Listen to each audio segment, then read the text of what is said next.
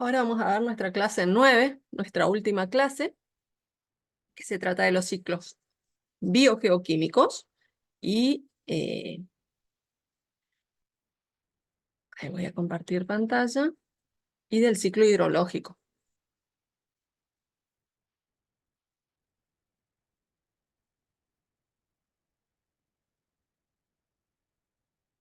Bien.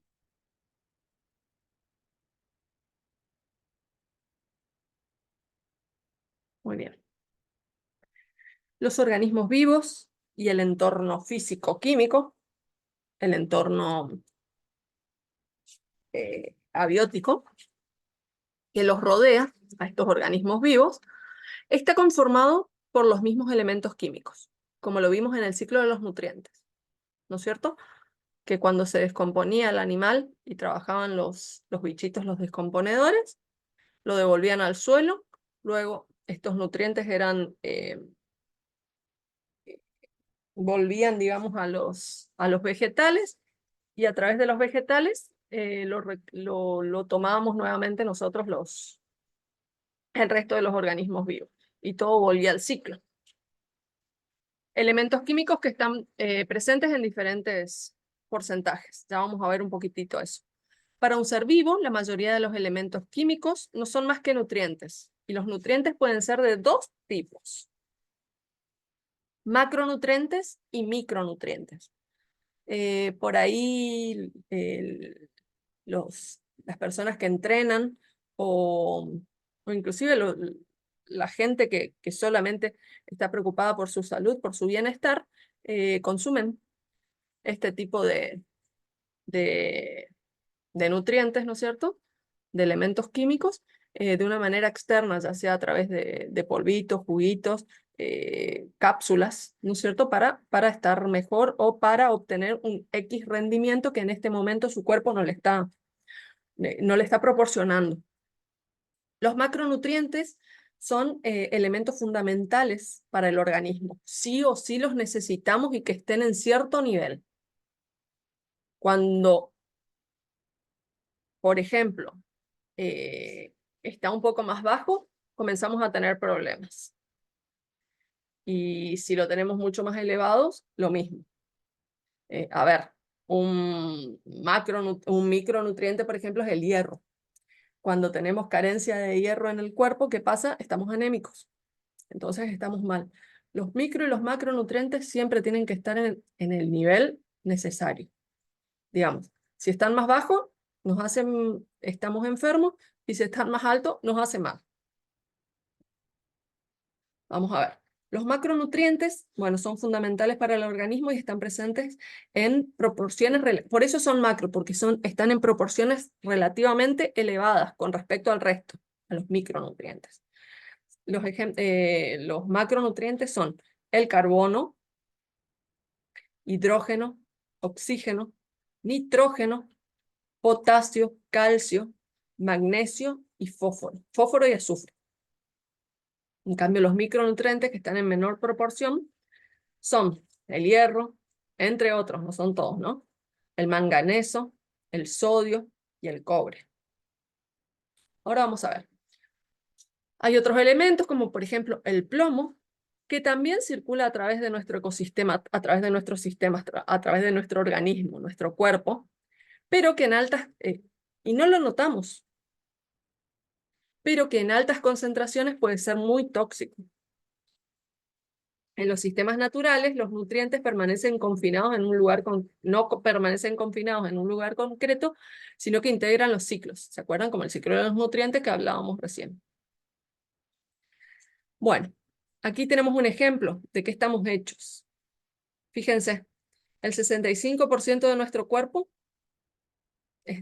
contiene oxígeno, el 18% de nuestro cuerpo carbono, el 10% hidrógeno, el 3% nitrógeno, el 1,5% calcio, siendo que por lo general muchos creemos que los huesos pesan, pero los huesos no pesan casi nada, ¿eh?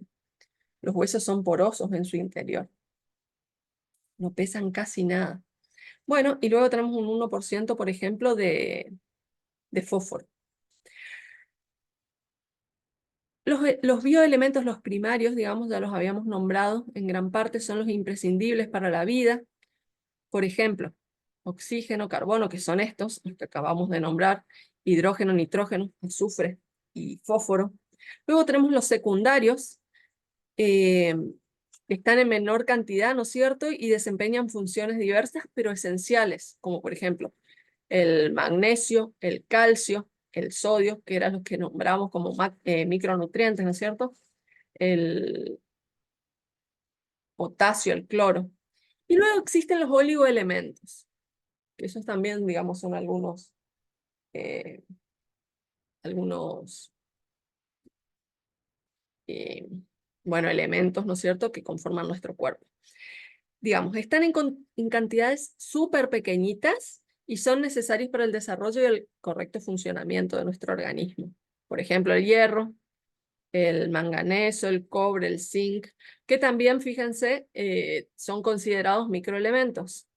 El flúor, el yodo, el boro, el silicio, bueno, el cromo, el cobalto, el selenio, el estaño, entre otros. Ahora bien, el ciclo de los nutrientes, o ciclos biogeoquímicos, ya lo habíamos visto, insisto. Dentro de un ecosistema es posible seguir la transferencia de los elementos químicos del mundo inorgánico al mundo orgánico. Cuando los descomponedores comienzan a trabajar en el suelo y se comen completamente ese organismo que se había muerto o que había caído al suelo, por ejemplo, las hojitas cuando las plantas eliminan el follaje, comienzan a descomponerlo y devuelven esos nutrientes, los descomponedores, al suelo. Y ahora esos nutrientes conforman el suelo en sí hasta que las plantitas, a través de los árboles, ¿no es cierto?, a través de sus raíces, comienzan a consumir esos nutrientes y pasan de nuevo al mundo inorgánico. Del suelo, perdón, al mundo orgánico. Del suelo, que es inorgánico, al vegetal, que es orgánico.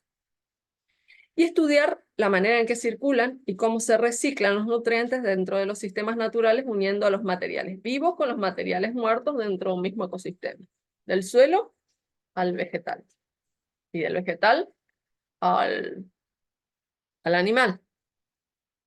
Ahora vamos a ver por qué ciclo biogeoquímico. Bio, vida, componentes biológicos. Los productores, que eran los autótrofos, ¿se acuerdan? Los vegetales, que producen su propio alimento a través de la fotosíntesis. Luego los consumidores, primarios, secundarios y terciarios, ¿no es cierto?, en la cadena alimenticia. Y luego los degradadores, tienen muchos nombres porque son diferentes especies. Los descomponedores, los ramoneantes, son diferentes especies que se encargan de descomponer o degradar esa materia orgánica en diferentes niveles y diferentes tipos de elementos, ¿no es cierto? Que pueden ser, por ejemplo, los carroñeros. No hace falta, digamos, que sean insectos que se encuentran en la tierra, en profundidad. Por ejemplo, los buitres o también, ¿no es cierto?, los insectos. Y después, porque bio dijimos son los componentes vivos. Y ahora, geoquímicos, geo por geológico, que viene del planeta Tierra. Están compuestos por atmósfera, aire, litosfera, lito significa roca, entonces suelo, e hidrosfera, hidro, agua. La atmósfera, que está constituida principalmente por gases, como ser el vapor de agua, el oxígeno. La litósfera, que es la capa externa de la Tierra, el suelo, lo que nosotros tocamos. Y la hidrósfera, que están compuestos por todos los cuerpos de agua. Ríos, lagos, océanos. Los ciclos de los nutrientes van unidos a los ciclos de energía, como habíamos visto. La energía, por ejemplo, cuando circulaba el oxígeno y el dióxido de carbono, que los autótrofos consumían dióxido de carbono y eliminaban oxígeno, mientras que, por ejemplo, los animales consumen oxígeno y eliminan dióxido de carbono. Ese es un tipo de ciclo de energía. A diferencia de la energía, los nutrientes permanecen siempre en el ecosistema. La energía, recuerden que genera cierta entropía y parte de esa energía se pierde. En cambio, los nutrientes no se pierden jamás. Es materia y la materia se recicla. Siempre vuelve al sistema. Allí se reciclan y pasan del mundo inorgánico y viceversa. Pasan del mundo orgánico al inorgánico y viceversa, una y otra vez. La circulación de la energía entre los organismos del ecosistema es una circulación abierta. Ahora vamos a ver. Tenemos tres tipos de circulación, tres tipos de sistemas, mejor dicho, en la naturaleza. El entorno, la naturaleza. Tenemos los sistemas aislados, tenemos los sistemas cerrados y tenemos los sistemas abiertos. Ahora, ¿qué son los sistemas aislados? Fíjense, dentro de este sistema, fíjense que está completamente aislado, está sellado. Entonces, por dentro de este sistema circula energía y materia. Fuera del sistema también hay energía y materia, pero no hay forma de que ingrese ni que esa energía y esa materia que están dentro del sistema salga. Por eso es un sistema aislado. Dice, no intercambian ni energía ni materia de ningún tipo con su entorno. Está sellado. Se los consideran que son sistemas desconectados totalmente de su exterior. No existe, esto es real, no existe realmente en el universo un sistema totalmente aislado. Y se supone que están en un equilibrio termodinámico. Termo, calor, dinámico, movimiento. Se suponen que están en equilibrio los sistemas aislados, pero nunca están aislados completamente. Un ejemplo es un iglú. En un iglú, digamos, los esquimales se resguardan. Del iglú no puede ingresar, en el iglú no puede ingresar el frío, pero tampoco puede salir el calor que se genera adentro. Ese es un ejemplo de sistema aislado. Ahora vamos con un sistema cerrado. Fíjense. Ay. En un sistema cerrado tenemos materia y energía circulando. Por fuera también hay materia y energía, pero la energía, digamos, si bien la materia es la misma, sola está aislada del resto de los sistemas, pero la energía puede ingresar y salir constantemente. Por eso es un sistema cerrado. Ahora vamos a ver. Los sistemas cerrados intercambian energía, como puede ser el calor o el trabajo, con el exterior, pero nunca la materia. La materia permanece intacta. Un ejemplo es una botella de agua fría expuesta a la temperatura ambiente. El agua no puede entrar ni salir debido al envase.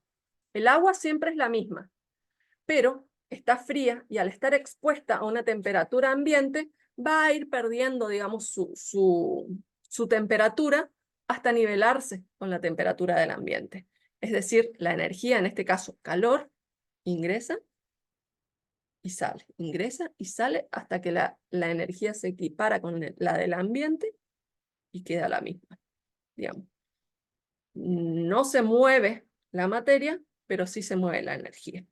Y luego tenemos los sistemas abiertos, donde ingresa materia, sale materia, ingresa materia, sale materia, ingresa materia, sale materia, ingresa energía, sale energía, ingresa energía, sale energía. Son los más predominantes en la naturaleza, se caracterizan por intercambiar materias con el entorno que los rodea y energía, ya sea tomándolo hacia él o expulsándola. Un ejemplo es un motor del auto. Un motor del auto, digamos, para moverse, para andar, digamos, para encenderse y para reaccionar, ¿no es cierto? Lo que necesita es combustible, es energía. Sin energía no se mueve, no enciende, no hace nada. Los intercambios biológicos de nutrientes interactúan con los intercambios físicos y químicos. Los biológicos de nutrientes de los seres vivos interactúan con los intercambios físicos y químicos. Y por esta razón, los ciclos de los nutrientes también se llaman biogeoquímicos, que era lo que vimos hoy en la tabla. Los ciclos biogeoquímicos, bio, vida y geo, por los del planeta Tierra en sí, el medio, ¿no es cierto?, que era suelo, agua y aire. Los ciclos biogeoquímicos son movimientos circulares de los elementos químicos del mundo abiótico a través de caminos característicos como ser la atmósfera, la hidrósfera, que llegan desde el entorno de los organismos, un organismo X que vive en su ambiente, por ejemplo, un pez vive en el agua, un guasuncho vive en el suelo, en la tierra, en su ambiente específico. Dice, llegan de su entorno a los organismos y de estos, de los organismos, al entorno, el ciclo de los nutrientes. Por ejemplo, de los océanos a los continentes y de los continentes a los océanos. Estos elementos se incorporan a los tejidos de las plantas, se descomponen, ¿se acuerdan? Y los descomponen en diferentes nutrientes. Entonces, se incorporan de los tejidos a las plantas y a los animales en crecimiento. Y luego, tras la muerte de estos organismos, retornan a su entorno físico. El suelo, por ejemplo, o el agua, un pez que muere, digamos, queda en el agua y se descompone en el agua. Finalmente, después de complicadas transformaciones bioquímicas, son capturadas nuevamente por otros organismos y el ciclo vuelve a empezar. Existen dos tipos de ciclos, los globales y los locales. Los locales obviamente son mucho más pequeños. Bueno, ahora vamos a ver los ejemplos de cuáles son los ciclos locales. El fósforo, el magnesio, el cobre, el zinc, el bromo, el cloro, el hierro. Los más pequeños, los micronutrientes. Por ejemplo, tenemos el suelo común, hay una semillita, crece una planta. Esta planta, por X estrés que ha sufrido, por ejemplo, un golpe de calor, comienza a perder sus hojitas y las tira al suelo. Y produce hojarasca. Hojarasca son las hojas que caen al suelo. O bien, viene un consumidor, viene una ovejita y comienza a comer a la planta. Comienza a comer la planta, pero hay restos de la planta que caen al suelo y también conforman la hojarasca.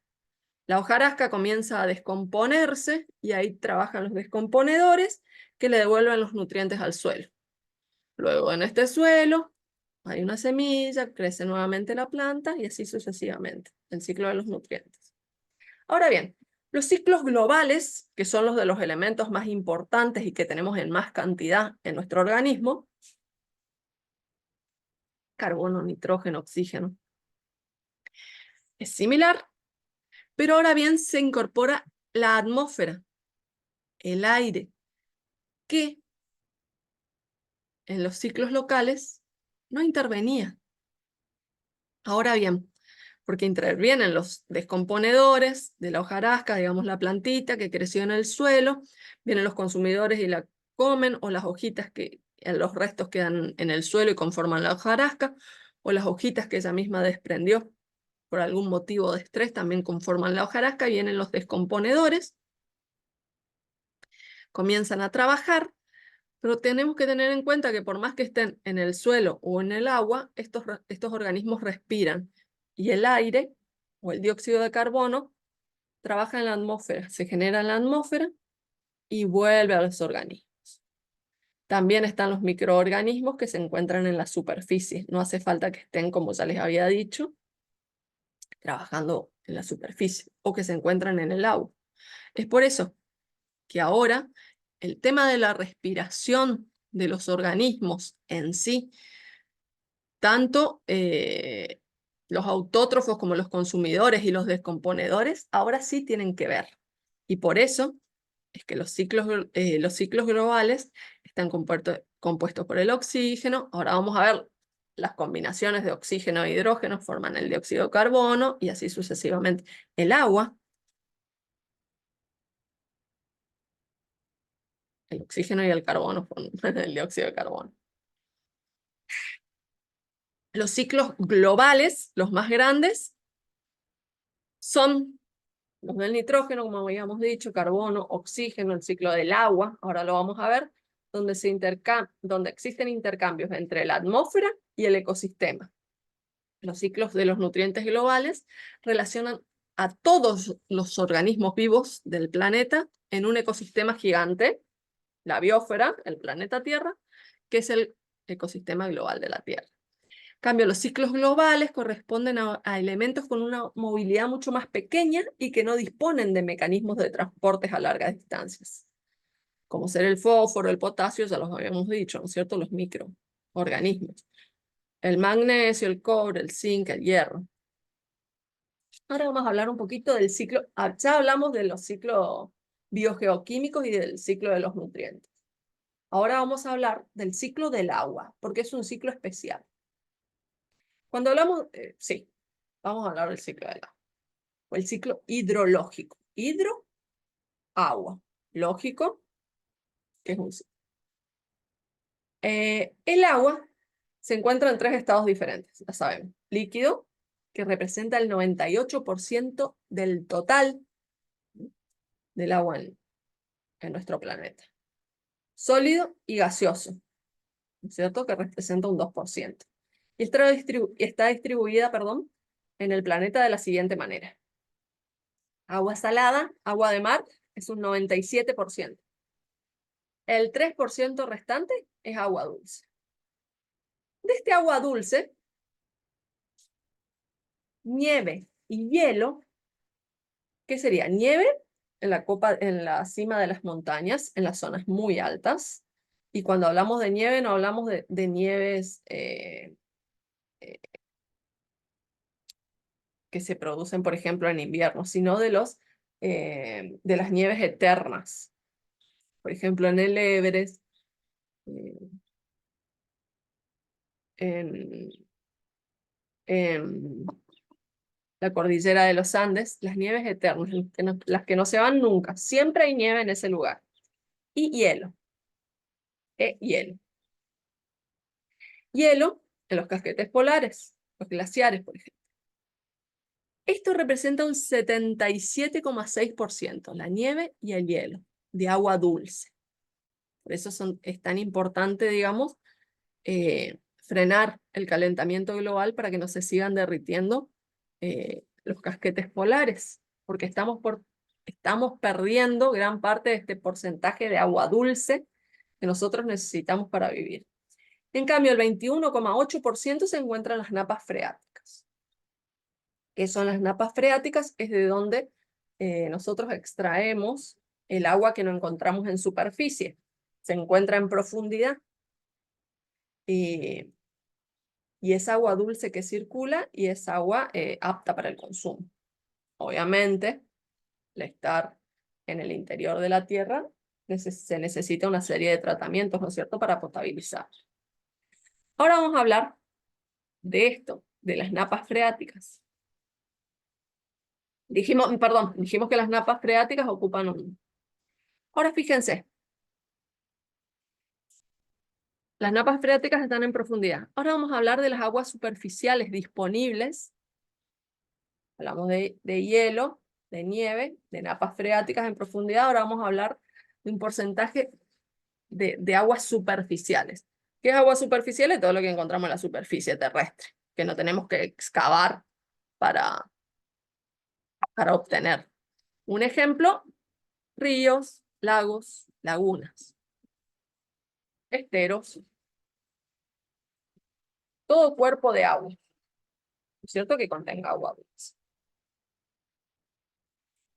De las aguas superficiales que se encuentran en el planeta, en la superficie del planeta, tenemos un 3% que conforman el cuerpo de los seres vivos. Ustedes saben que somos 70% agua, nosotros los seres humanos. Una lechuga es 90% agua. Bueno, esa conformación de agua que nosotros tenemos en el organismo, el 3% de todo el agua superficial que tenemos en el planeta está representada por nuestros cuerpos. Luego, un 7% se encuentra en la atmósfera como vapor de agua. Es el agua justamente que se evapora y se encuentra en la atmósfera y luego va a conformar, entre otras cosas, las nubes. O cuando decimos, ¿cuánta humedad hay hoy? ¿No? Esa es la cantidad de vapor de agua que tenemos en nuestra zona. Nuestra zona es súper húmeda, por eso siempre nuestros pelos están parados o sentimos muchísimo malestar que nos provoca, ¿no es cierto?, la humedad.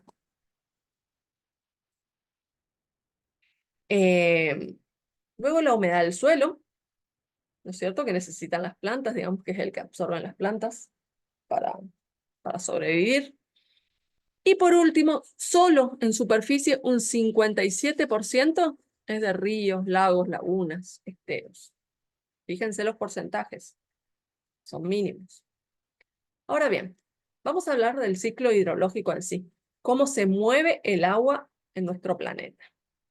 Dice, el Sol proporciona la energía para que arranque el ciclo del agua. Les había dicho que el Sol es el motor, ¿no es cierto?, que mueve a todo nuestro sistema. Entonces, el Sol mueve, proporciona calor y hace que el agua, por ejemplo, se evapore y ahí comience a moverse el ciclo. El agua de los océanos, por ejemplo, aquí tenemos un ejemplo, aguas contenidas en los océanos, comienza a evaporarse y este agua de los sistemas terrestres retorna a la atmósfera. ¿Por qué es un agua de los sistemas terrestres? Fíjense, sigue todo el ciclo, llueve y comienza a filtrar e infiltrar en las profundidades del suelo. Luego va a las napas, aquí tenemos las napas subterráneas donde circula el agua en profundidad, o también se almacena en los famosos acuíferos, el famoso acuífero guaraní, que ya habrán escuchado hablar de que países del primer mundo quieren apropiarse de nuestra agua, apropiarse del acuífero guaraní, porque se dice que la guerra del futuro va a ser por el agua. Bueno, se almacena o bien circula por las profundidades. Ojo, acá en Resistencia las napas freáticas se encuentran súper cerca de la superficie, muy cerca de la superficie, a menos de 1 metro. Y hay lugares donde hay que cavar y cavar y cavar para poder encontrar agua. Por ejemplo, el Impenetrable, ustedes saben los famosos pozos para conseguir agua potable que necesitan y que encima, debido a la salinidad propia del suelo de esa región, no es agua apta para consumo. Necesita un cierto tratamiento, ¿no es cierto?, para quitarle la salinidad. Bueno, entonces tenemos el agua en profundidad. Parte de este agua en profundidad descarga nuevamente en lagos, lagunas, ríos y vuelve siempre al océano. Luego se evapora, vuelve en formita de nube, llueve, precipita y se conforma nuevamente. Puede pasar a ser nieve, puede pasar a ser hielo o directamente filtra, infiltra y vuelve a ser coso y vuelve a los océanos. O también puede circular por la superficie de la Tierra y eso se llama escorrentía superficial. Cuando el agua, por ejemplo, aquí en el cemento, no tiene forma de infiltrar. Entonces directamente corre y ve qué puede pasar con ella. Si puede descargar en algún lado, descarga. O si no, se queda ahí plantadita hasta que salga el sol y se evapora y se va. Sería, ojo, en un suelo también, en el suelo también puede correr un tiempo hasta que termine infiltrando o es absorbida por los vegetales y no llega a infiltrar, solo se ha filtrado. Bueno, ese es el ciclo del agua. El agua de los océanos se evapora y el agua de los sistemas terrestres retorna por la evapotranspiración. Evapotranspiración sería la transpiración. Más fácil, digamos. Es un concepto un poquito más complicado. Los organismos evapotranspiran, los organismos vegetales evapotranspiran. Pero con que digan transpiración está bien. El vapor de agua se condensa como nubes y el agua vuelve a la superficie gracias a las precipitaciones. Cuando las nubes se cargan de electrones, se le dice a los chicos que los electrones comienzan a chocar entre sí y ahí generan la actividad eléctrica, cargan la nube y cuando la nube está tan cargada, tan pesada, y en la misma nube, digamos, porque ¿qué es el agua? H2O, hidrógeno y oxígeno. Cuando la nube está tan llena de hidrógeno, de moléculas de átomos de hidrógeno, de oxígeno, y luego se conforman en moléculas de agua y se pone tan y tan pesada por la fuerza de la gravedad, que la fuerza de gravedad solamente actúa dentro de la atmósfera, comienzan a precipitar, comienza a caer. Y ahí comienza a llover, depende de dónde llueva. Si llueve en las altas cumbres, conformará los hielos eternos, digamos, que decimos de las montañas. Si llueve en los polos, va a seguir conformando a los glaciares, los casquetes polares, o donde llueva, digamos. Si llueve sobre un río, va a cargar el río. Si llueve sobre la tierra, depende de dónde va a terminar. Lo puede absorber una planta, lo pueden absorber. Lo puede absorber el suelo, puede ir directo a las napas y volver al circuito o lo que sea. Los océanos y mares también reciben agua mediante el desagüe de los ríos, como habíamos visto acá, en las descargas de las aguas subterráneas.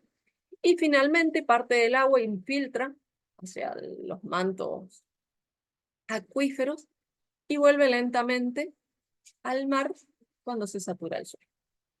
Bueno, ese es el ciclo del agua, que al igual que el de los nutrientes no termina jamás. Mientras tengamos sol, va a haber ciclo del agua. Y mientras tengamos ciclo del agua, va a haber ciclo de los nutrientes, porque va a haber vida. Muy bien, esta fue nuestra última clase. Espero que hayan comprendido. Si no, ya saben, pueden comunicarse conmigo en cualquier momento, por cualquiera de los medios, ya sea teléfono, a través de la misma institución, por correo electrónico. Estoy a su disposición. Hasta luego.